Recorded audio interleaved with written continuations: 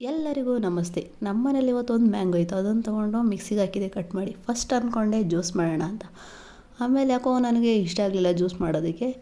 ಅದರೊಳಗೆ ಹಾಲು ಮತ್ತು ಸ್ವಲ್ಪ ಮಿಲ್ಕ್ ಮೇಡ್ ಹಾಕಿ ಏಲಕ್ಕಿ ಹಾಕಿದೆ.